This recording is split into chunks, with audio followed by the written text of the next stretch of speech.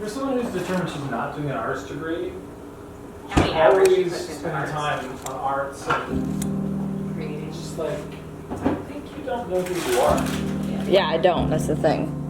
Or don't think that that's enough, but it is. I think it's who you are and what you want to do and what satisfies your desire in life. You can study mathematics, you physics, you can become a social worker, you can become a teacher, but art is not a 9-to-5 job. It's a 24-hour thing. It's your life. You create an environment for people and for yourself, and it's not just a table of numbers or statistics. That's for others. That's for others to do, and it's fine. We don't read and write poetry because it's cute. We read and write poetry because we are members of the human race, and the human race is filled with passion. Medicine, law, business, engineering, these are noble pursuits and necessary to sustain life.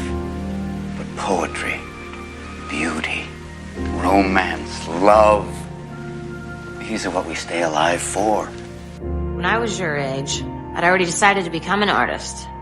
I loved to paint so much. I'd paint all day until I fell asleep right at my easel. And then one day, for some reason, I just couldn't paint anymore. I tried and tried, but nothing I did seemed any good. They were copies of paintings I'd seen somewhere before. And not very good copies either. I just felt like I'd lost my ability. You see, I hadn't figured out what or why I wanted to paint. I had to discover my own style. But we each need to find our own inspiration. Sometimes it's not easy.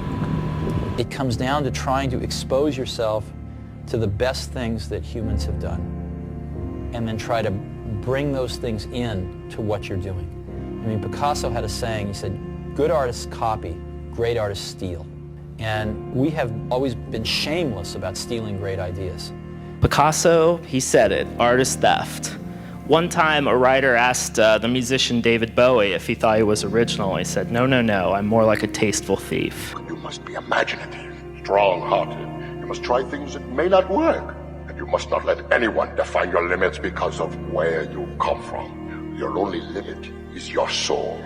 You are more than what you have become. You must take your place in the circle of life. Remember who you are. Your story may not have such a happy beginning, but that doesn't make you who you are. It is the rest of your story, who you choose to be.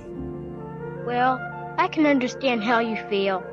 You worked hard, and I suppose you feel you let everyone down, and you made a fool out of yourself and everything.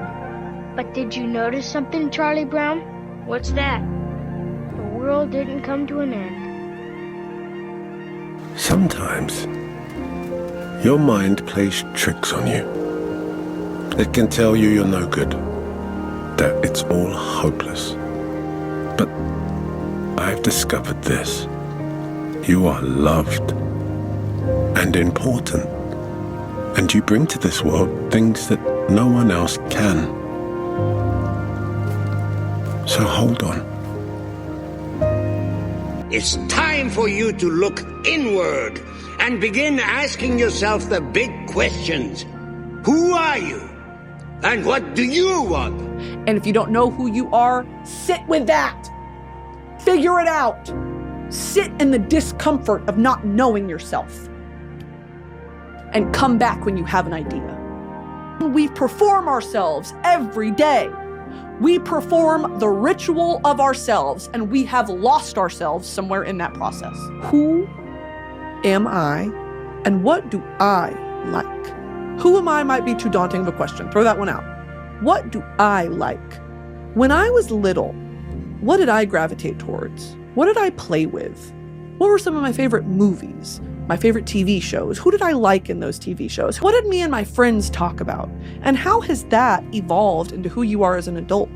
Can you carry some of those things with you? My mother used to say, a long time ago, whenever there would be catastrophe that was on the air, she would say, always look for the helpers. There will always be helpers. You know, even just on the sidelines. Because if you look for the helpers, you'll know that there's hope.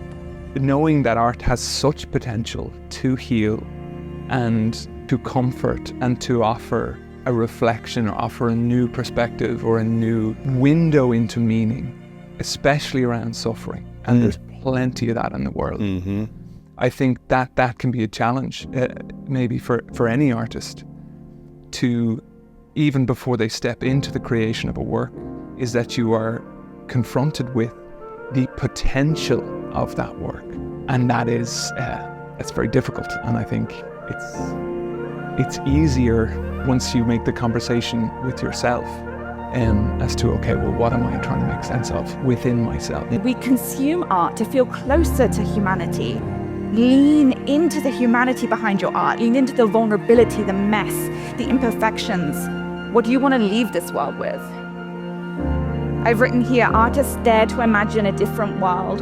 Creatives never leave the world the way they found it. We could leave this world with a little bit of you in art form. Whether that is recipes that you pass down to your kids, or you just start making stuff, start taking up space.